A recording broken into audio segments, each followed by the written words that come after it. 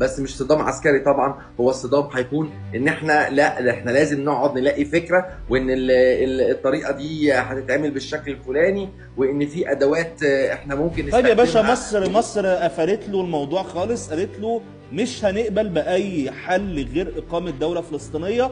وانا الكلام ده مش بقوله، ده مش دماغي انا، ده بيان الخارجيه. بيان الخارجيه اخره هو بالنص كده، اخره وتدعو وزاره الخارجيه في هذا السياق العمل على بدء التنفيذ الفعلي لحل الدولتين على حدود ما قبل، على حدود 4 يونيو 67. ده اخرك معايا خلاص. مصر هي ردت خلاص، انت اخرك معايا حل الدولتين، غير كده ما عنديش هيحاول حلول. يضايق مصر وبعد كده هيدور على هيعمل ايه يعني؟ الموضوع ممكن يوصل لحد فين؟ مش كتير. انا ممكن يضايق مصر مثلا في عده امور. مثلا المساعدات العسكريه ممكن يقعد يحصل تفاهمات من اول وجديد في اتفاقيه كامب ديفيد للرجوع ليها. ده رقم واحد.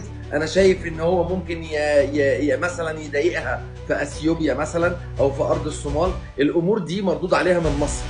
فلما يشوف رد مصر على الامور دي على ارض الواقع، انا متاكد ان هو هيتفهم ان البلد دي ما ينفعش تيجي بالطريقه دي، لكن بشرط واحد، وده اللي انا ابصم عليه بالعشره، ان الشعب المصري كله يدي رايه في القضيه دي.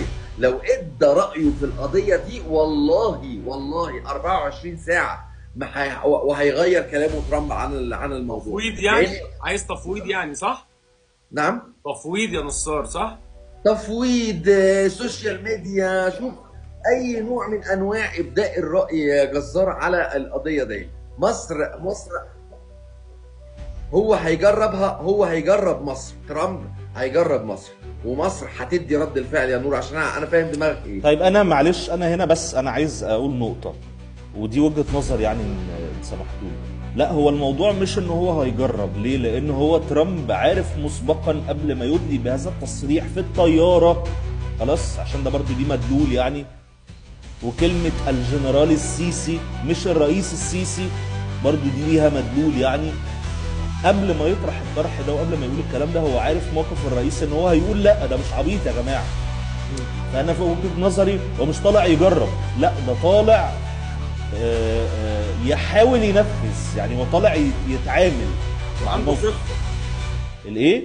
وعنده خطه كمان هيعملها. عنده خطه عايز ينفذها. فهو مش بيقول لك مستر بريزيدنت والنبي، لا، هو طالع عايز يعمل حاجه زي كده وبيعرض الامر الاول وبيخش في مفاوضات.